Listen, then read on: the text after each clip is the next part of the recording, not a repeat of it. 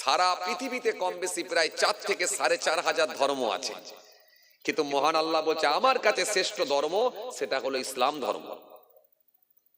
হ্যাঁ, এই জন্য আমি বলবো প্রত্যেকটা ধর্মের উপরে আমার ভালোবাসা থাকবে, আন্তরিকতা থাকবে, আমি রেসপেক্ট করব, সম্মান করব, কিন্তু আমার কাছে শ্রেষ্ঠ ধর্ম, মহান ধর্ম সেটা হলো ইসলাম ধর্ম বলি আমি মানব।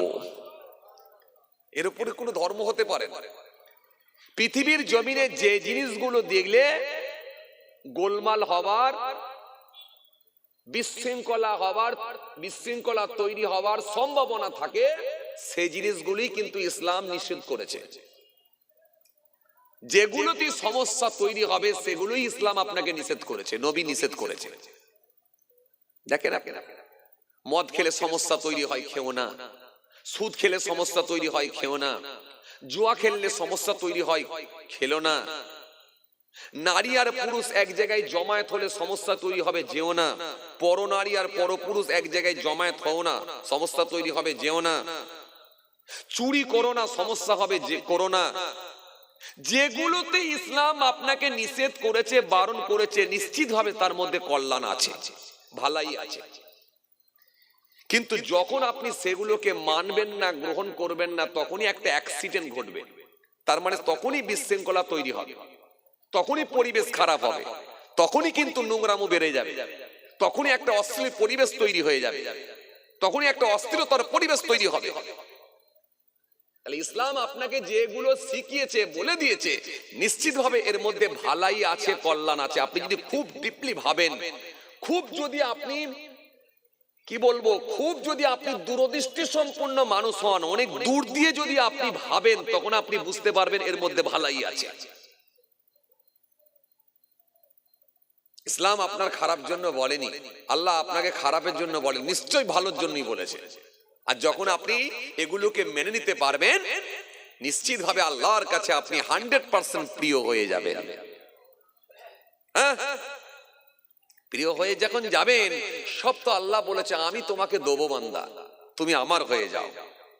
আমি কথা দিচ্ছি তোমার হয়ে যাব। ফাসকুরুনি আযকুরুকুম, বান্দা আমাকে স্মরণ কর, ডাক, আমি আল্লাহ কথা দিচ্ছি তোদেরকে স্মরণ করব, ডাকবো। ওয়াসতাঈনু বিস-সাবরি ওয়াস-সালাহ, বান্দা তোমরা ধৈর্য, সবর, ওয়াস-সালাহ, নামাজের মাধ্যমে আমার দরবারে দোয়া চাও। আমি আল্লাহ কথা দিচ্ছি তোমাদের দরখাস্তকে আমি আল্লাহ কবুল করে নেব। জোরে বলতে পারেন না? আরো জোরে হয় না?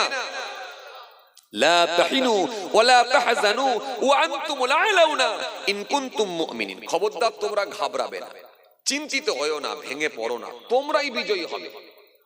শর্ত একটা, ইন কুনতুম মুমিনিন, যদি তোমরা মুমিন হও। যদি তোমরা মুমিন হও, তোমাদের কোনো টেনশন নাই, কোনো চিন্তা নাই, নিশ্চিতভাবে আমি আল্লাহ তোমাদের জন্য সাহায্য করব। এজন্য আসেন, ভুল বুঝবেন না, আজকে আমরা এত বিপদের সম্মুখীন হচ্ছি কেন?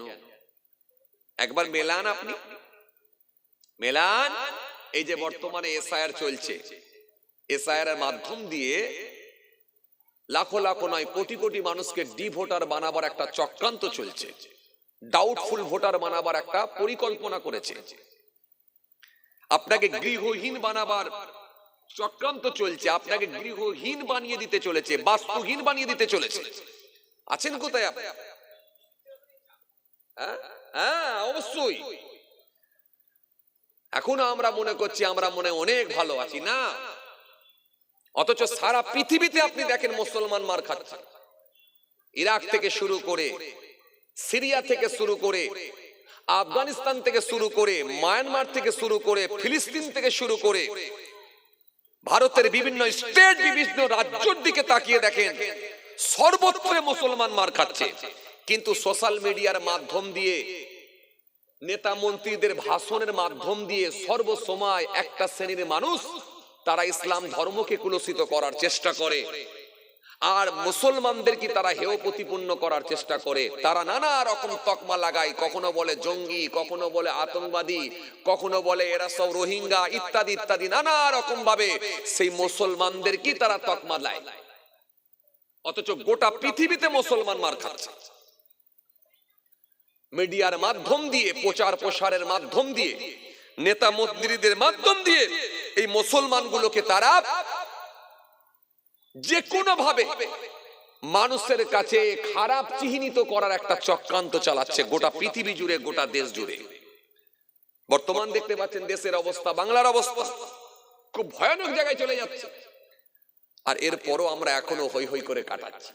আমরা মনে করছি কোনো ব্যাপারই না। কেন? আপনার তো কাজ কারবার ভালোই চলছে না, দিনে তো অন্তত 1-1.5 টাকা ইনকাম করেই ফেলছেন, আর টেনশন কি আছে? 1.5 টাকা ইনকাম করলে 100 টাকার মোটরসাইকেলের তেল কিনলে এখন 1400 টাকা তো থাকবে। ওই 100 টাকার তেল কিনে ঘুরি না এ মাথা ও মাথা, আপনাকে ধরে কে? ব্যাপারটা ঠিক এরকমই বলা যেতে পারে। এগুলো আমি মাঝে মধ্যে একটু মেশালও দিই।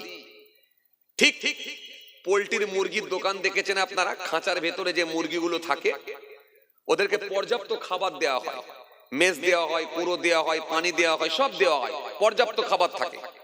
ওরা খাবার খায় আর ইচ্ছা মতো ওই ভেতরে বাউন্ডারির ভেতরই ঘুরে বেড়ায়। ওরা জানে না যে ওইখানে এমন একটা জায়গায় রাখা হয়েছে যে কোনো সময় তাদেরকে নিয়ে গিয়ে মৃত্যুর কোলে পৌঁছে দিতে পারে। ওরা জানে না, ওরা জানে পর্যাপ্ত খাবার দিয়েছে, আমরা খুব স্বাধীন আছি। কিন্তু ওই মুরগিটা তখনই বুঝতে পারে, যে মুরগিটাকে ধরা হয়, দোকানদার যখন ধরে তখন ক্যাক করে একটা আওয়াজ করে, কে? ওই মুরগিটা। তখন ও বুঝতে পারে যে আমি মৃত্যুর কোলে পৌঁছে যাচ্ছি, আমি মৃত্যুর কোলে চলে যাচ্ছি। তখন ওই মুরগিটা ক্যাক করে আওয়াজ করে। কথা বুঝতে পারছি? কিন্তু বাকি মুরগিগুলো আওয়াজ করে না, তারা জানে আমরা স্বাধীন। আজ যেদিকে ধরেছে গোটা পৃথিবীতে, তারা বুঝতে পারছে আমাদের শেষ। ভারতের বিভিন্ন স্টেট, বিভিন্ন রাজ্যে যেখানে যেখানে ধরেছে তারা বুঝতে পারছে আমরা শেষ। কিন্তু কিছু মুসলমান এখনো ভাবছে বিরাট আরামে আছি, বিরাট সুখে আছি। না, সেই দিন নেই, আসছে। আজকের দিনটা যা ছিল লিখে রাখো, আগামী কালকে আরো খারাপ দিন আসছে।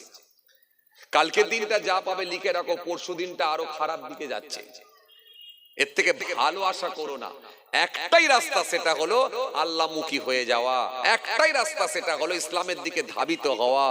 একটাই রাস্তা, সেটা হলো ইসলামের দিকে অগ্রসর হওয়া, নবীর পথটাকে বেছে নেওয়া, নবীর দেখানো পথটার ওপরই অগ্রসর হওয়া। এটা ছাড়া দ্বিতীয় কোনো রাস্তা নাই। এটাতেই শান্তি। বেঁচে যতদিন থাকবেন আরামে থাকবেন, সুখে থাকবেন। আর মৃত্যুটাও হয়ে গেলেও পরকালটাও আপনার আরামের জায়গা আল্লাহ করে দেবেন। কথা বুঝতে পারছি? হে তরুণিয়া, নওজোয়ান জামাকেরা, হে আমার মুরব্বিয়ানেরা, বাবার আশ্রয়কে দেখেন। এই পৃথিবীর জমিনে যারা ধার্মিক হয়ে গিয়েছিলেন, যারা আল্লাহওয়ালা হয়ে গেছেন, ইমানদার যারা হয়ে গেছেন, আল্লাহর মনোনীত বান্দা যারা হয়ে গেছেন, আমার আল্লাহ তাদেরকে হেফাজতের দায়িত্বটাও গ্রহণ করে নিয়েছেন। এই জন্য বাবাজি আমার ভাইরা, কিতাবের মধ্যে পাওয়া যায়, মাল্লাহুল মাওলা ফালাহুল কুল। বান্দা যখন আল্লাহর হয়ে যায়, কুল মাখলুকাত তার গোলাম হয়ে যায়। খাজা গরিবে নওয়াজকে যখন জাদুকর পাথর মেরে হত্যা করবে বলে প্রস্তুতি নিলাম, খাজা গরিবে নওয়াজ বসে আছে, জাদুকর পাথর ফেলছে। খাজা গরিবে নওয়াজ আঙুলের ইশারা দিয়ে বললেন, হে পাথর, তুমি যদি আল্লাহর নির্দেশে পড়ো এতে আমার কোনো আপত্তি নাই। আর যদি কোনো ব্যক্তি, যদি কোনো জালিম আমাকে মারার জন্য পাথর নিক্ষেপ করেন, হে পাথর যেখানে আছো ওখানেই রয়ে যাও। বলার সঙ্গে সঙ্গে ওই পাথরটা ওইখানে ঝুলে রয়ে গেল। এই জন্য আজমি শরীফে গিয়ে লোক পাথর দেখে, বিশেষ করে দেখে তারাগড় পাহাড়ে ওঠে লোক, গিয়ে দেখে আসে। খাজা গরিবে নওয়াজের আগুনের ইশারায় যে পাথরটা রয়েছিল ওটা কোথায়, ওটাকে দেখব। লোক দেখতে বড় আগ্রহী হয়ে পড়ে। অস্বীকারের জায়গা নাই, অস্বীকার করতে পারবেন না। মালদা টাউনে চলে যান, জায়গার নাম হলো 22,000 বলে একটা জায়গা আছে। মালদা টাউনে চলে যান, পান্ডুয়া শরীফ, ওখানে গিয়ে দেখবেন 22,000 বলে একটা জায়গা আছে। ওখানে গিয়ে দেখবেন সাল তারিখ উল্লেখ করে বোর্ড লাগানো আছে, এত এত সালের এত তারিখে ভর্তি নদীর ওপর দিয়ে মুসলমানদের একজন পীর সাহেব, মুসলমানদের একজন আল্লাহর ওলি হেঁটে হেঁটে পার হয়ে চলে গিয়েছিলেন। নদীর পানিতে হুজুরের পা পর্যন্ত ভেজে না। অস্বীকারের জায়গা নেই। লক্ষণ সেনের আমল, হ্যাঁ, লক্ষণ সেনের পিরিয়ডের কথা বলছি। জমিদার বাদশা লক্ষণ সেন তৎকালীন সময়ের কথা বলছি। নদীর পাড়ে বসে বসে হাওয়া খাচ্ছে, আর ভর্তি নদীর ওপর দিয়ে, পানির ওপর দিয়ে হেঁটে আসছে আল্লাহর ওলি, তত্তর করে হেঁটে হেঁটে চলে যাচ্ছে। বোট লাগে না, স্টিমার লাগে না, জাহাজ লাগে না, নৌকা লাগে না, হেঁটে হেঁটে চলে যাচ্ছে। এপারে বসেছিলেন গৌড়ের রাজা লক্ষণ সেন। লক্ষণ সেন দেখে হতভম্ব হয়ে গেলেন, অবাক হয়ে গেলেন। কি দেখছি, যেখানে কোনো বোট লাগে না, যেখানে কোনো স্টিমার লাগে না, যেখানে কোনো জাহাজ লাগে না, এই পানির ওপর দিয়ে কেমন করে হেঁটে হেঁটে চলে আসে মানুষ। নিশ্চিত ভাবে এটা কোনো সাধারণ মানুষ নয়। গৌড়ের রাজা বসে বসে হাওয়া খাচ্ছিলেন, লক্ষণ সেনে বসে বসে হাওয়া খাচ্ছিলেন, কিন্তু আল্লাহর ওলি পানির ওপর দিয়ে হেঁটে হেঁটে চলে যাচ্ছেন। বোট লাগে না, জাহাজ লাগে না, স্টিমার লাগে না, লঞ্চ লাগে না, পানির ওপর দিয়ে হেঁটে হেঁটে যাচ্ছেন। লক্ষণ সেন দেখে হতভম্ব হয়ে গেলেন, লক্ষণ সেন দেখে অবাক হয়ে গেলেন। এটা মানুষ না, এটা অন্য কিছু। লক্ষণ সেন থাকতে না পেরে আল্লাহর ওলির দিকে লক্ষ্য রেখেছে। আল্লাহর ওলি থাকতে না পেরে ওই কেনারায় দাঁড়াতে গিয়ে জমিনে উঠে বললেন, জমিনে উঠে নিজের ইচ্ছা মতো হেঁটে চলে যাচ্ছে। লক্ষণ সেন ছুটে গিয়ে বললেন, বাবা ফকির সাহেব, ও বাবা পীর সাহেব, আপনার যে ক্ষমতা আমি দেখেছি, যেটা আমাকে অবাক করেছে, হতভম্ব করে দিয়েছে।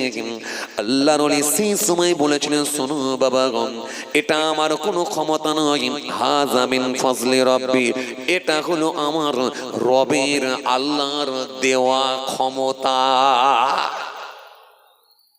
এটা আমার কোনো ক্ষমতা নাই, তিনি আমাকে দয়া করে দিয়েছেন বলে, তিনি আমাকে দয়া করে দান করেছেন বলে তাই পানির ওপর দিয়ে হাঁটা সম্ভব হয়েছে। লক্ষণ সেন সেই সময় বলেছিল, ও বাবা ফকির সাহেব, ও বাবা আল্লাহর ওলি, আপনার এই ক্ষমতা আমাকে অবাক করেছে। আমি আপনাকে খুশি হয়ে কিছু গিফট করতে চাই। আল্লাহর ওলিদের মধ্যে কোনো লোভ থাকে না, আল্লাহর ওলিদের মধ্যে কোনো লালসা থাকে না, আল্লাহর ওলিদের ভেতরে কোনো চাহিদা থাকে না। হুজুর আমার সেই সময় বলে, শোনো বাবা, আমি তো তোমার কোনো উপকারে আসিনি, আমি তো তোমার কোনো কাজ করে দিইনি, তুমি আমাকে কেন গিফট করবে? লক্ষণ সেন সেই সময় বলল, না, আপনার এই বিশাল ক্ষমতা দেখে আমাকে হতভম্ব করেছে, অবাক করেছেন। আমি আপনাকে কিছু গিফট করতে চাই, কিছু দিতে চাই। আল্লাহর ওলি বললেন, আমি নেব না। লক্ষণ সেন বলল, আমি ছাড়ব না। হুজুর বললেন, আমি নেব না। আর লক্ষণ সেন বলে, আমি ছাড়ব না। জোর করে হুজুরকে যেটা দেয়া হয়েছিল, 2 বিঘে, 4 বিঘে, 6 বিঘে, 8 বিঘে, 10 বিঘে সম্পত্তি নয়, জোর করে যেটা হুজুরকে দেওয়া হয়েছিল 22,000 সম্পত্তি হুজুরকে দেওয়া হয়েছিল। এই জন্য ওই জায়গাটার নাম হলো 22,000। ওই জায়গাটা আজও আছে। ওই জায়গায় হুজুর আমার বসে বসে ইবাদত করতে থাকেন, জিকির করতে থাকেন, মুরাকাবা মুশাহিদায় হুজুর লিপ্ত হন। হুজুর ইবাদত করতে থাকেন, জিকির করতে থাকেন, আল্লাহ আল্লাহকে স্মরণ করতে থাকেন। পরে বাংলাদেশে সিলেটের মাটিতে গিয়ে শেষ নিঃশ্বাস ত্যাগ করেন। ওই জায়গাটা ফকির অনাগত কাঙ্গালদের নামে লিখে দিয়ে চলে গেলেন। ও জায়গাটার নাম হলো আজও পর্যন্ত 22,000। এখনো পর্যন্ত ওই জায়গায় গিয়ে দেখলে দেখতে পাবেন সাল তারিখ উল্লেখ করে বোর্ড লাগানো আছে। এত এত এত এত সালের এত তারিখে ভর্তি নদীর ওপর দিয়ে মুসলমানদের পিছায় হেঁটে হেঁটে চলে গিয়েছিলেন। নদীর পানিতে পাও ভেজে না। এখন ওই জায়গায় গিয়ে দেখলে দেখবে বোর্ড লাগানো আছে। ওই আল্লাহর ওলির রওজা হলো, বাজার হলো বাংলাদেশে সিলেটের মাটিতে গিয়ে শেষ নিঃশ্বাস ত্যাগ করেছে।